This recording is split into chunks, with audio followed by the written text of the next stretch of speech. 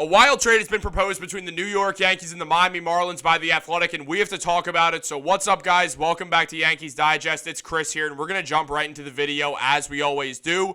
But real quick, guys, make sure you're subscribed to the channel. 93% of viewers are not subscribed. We got to get that number down. Get those subs up. Everyone, make sure you subscribe to Yankees Digest. We got a ton of great content coming out. But let's jump into the video and talk some baseball, guys. That's why we're here, for the sport we love. Here's the deal, guys. The Athletic proposed the idea that the New York Yankees acquire Jazz Chisholm Jr., Tanner Scott, and Ryan Weathers in exchange for Gleyber Torres, Nestor Cortez, Oswald Peraza, and Neverson Pereira. And let me just say about this trade, that is a lot of players for the New York Yankees to give up. But also, I don't mind it. I actually kind of like it. Hear me out. I understand that Gleyber Torres is better in the second half of the season, and I understand that he's been playing better as of recently. I do not trust Gleyber Torres. I will never trust Gleyber Torres because the man looked like he was going to be a future star and then forgot how to play baseball ever since we moved him to shortstop 3 years ago. I understand that that's long over with, but he's never recovered from that. He's actively been bad. We have struggled mightily with Gleyber Torres. He's not consistent enough to be the second baseman on a team that needs good hitting. The Yankees do not have good hitting at all right now, as we all know. And Torres has been a problem outside of these last few games. I mean, it took him 6-7 years to hit a home run this season. It was so frustrating. I'm so off of Gleyber Torres. I can't even think about it that much anymore. And then when you look, let's just go back to the graphic for a quick second, because you're also trading Nestor. And I made a Nestor trade video yesterday, and it was very either people liked it or they did not like it. There was no real mix from that. It was either, oh yeah, great idea, let's trade Nestor, or no, I'm not trading Nestor whatsoever. You're stupid. I hate that you get to talk about the Yankees, and you should stop. And there was no middle, and I understand that. But it does make some sense. There's a good chance he won't be in the playoff rotation. I'd rather him not just be sitting in the bullpen, not doing too much. I'd rather him just be worth the Yankees getting offense instead. So in the process, obviously in this trade, they also get two pitchers who they could throw in the bullpen in Tanner Scott and Ryan Weathers. Well, Weathers can kind of do either one, I think. But when it comes to Tanner Scott, you get an elite arm right there, along with Jazz Chisholm Jr., who's shown that he can step into the infield, even though he's been playing outfield as of recently over these last few years. He still can be a second baseman. That's where the Yankees would for sure put him. They could also theoretically put him at third base, but I think he's more comfortable at second. Then you also do give up Oswald Peraza and Neverson Pereira. Pereira has not really gotten a ton of chances with the Yankees, and same goes for Peraza. And I've said recently, I don't see the point in the Yankees still having Oswald Peraza because he's very talented, clearly. He's got a very high ceiling. But between Anthony Volpe being their shortstop, unless you're going to move Peraza to second base and try to develop him into your second baseman for the future, there's no real reason to not trade the man.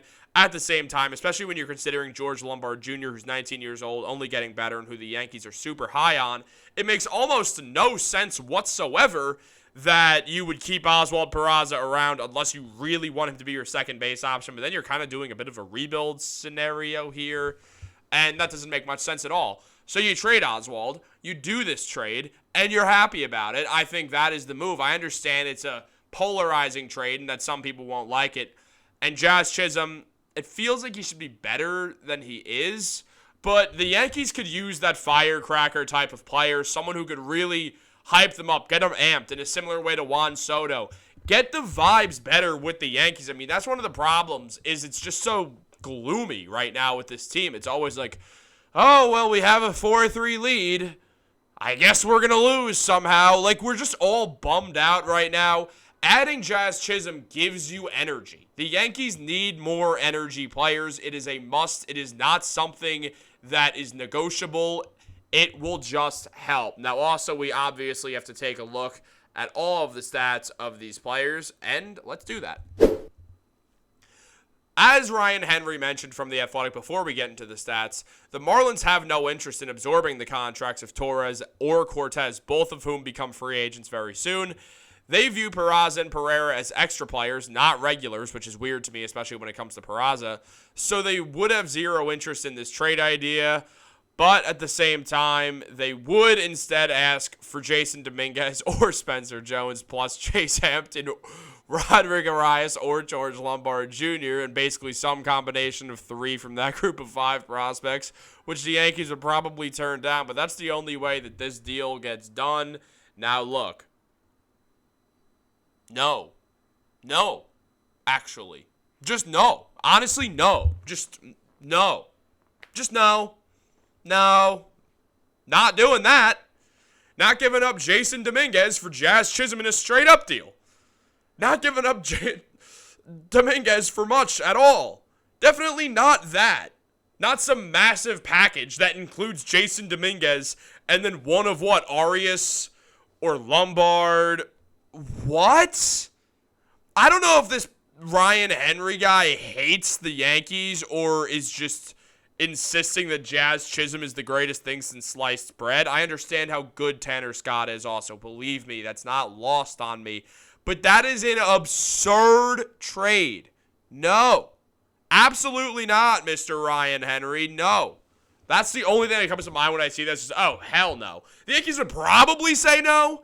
Brian Cashman would hit a new level of Brian Trashman if he made that trade. Shout out to my homie Nick, who threw me onto the Trashman phrase.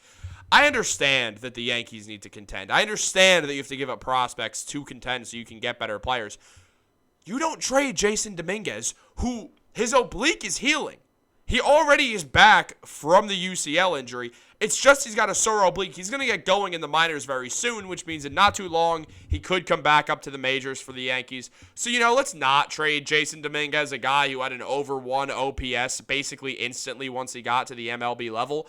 That's a really stupid idea. That's actually the stupidest idea. You keep Dominguez under all circumstances, along with Lombard and Spencer Jones. You keep all 3 of them. You don't question it.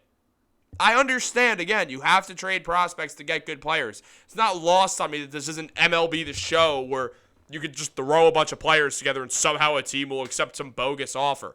I understand it's not that, but I'm just not trading those guys. I'm sorry, I'm not. I think most of you will agree with me on that. If you don't, I would love to hear why you disagree, but until then, let's take a look at some stats. Now, decent slugging percentage from Chisholm. All right on base percentage. The offense just should be better than it is. I feel like he's more of obviously he's more of a fielder, but he's more of a name and a fielder than someone who's going to start slugging the ball. Obviously not someone you want to put in like a 4-hole slot, especially the Yankees who have the worst 4-hole hitting in the MLB this season by a noticeable margin. So, obviously, you're not doing that, but he is helpful to give you some fielding, to give you some spark. He would obviously make the team better. And also, when you look at Tanner Scott, the man is just phenomenal. 1.24 ERA. The man is cooking. He's still only 30 years old, just turned 30 a few days ago. Shout out Tanner Scott. Happy birthday, man. In the 42 games played, he's only allowed 2 home runs all season with 50 strikeouts. He's only allowed 18 hits this season. His hits per 9 innings are 3.7. Under 1 walks, hits, innings pitched. The man is a phenomenal pitcher. He would help the Yankees out a ton with all of their issues, too, when it comes to pitching. So I would enjoy this move. And now also Ryan Weathers, solid player. Definitely. You could throw him you could kind of throw him either way. I know he's more of a starter, but you could also throw him into that bench, or not that bench, roll that. I'm thinking basketball right now. I also do Knicks Digest for those of you who don't know. But you could throw him into that starting unit or that bullpen. The word bullpen was lost on me right there. I still can't get over that trade idea from Mr. Ryan Henry saying that the Yankees would have to give up all that. But I do want to know what you guys think down below. So let me know in the comments. Like this video, subscribe, turn on post notifications. And once again, make sure to subscribe.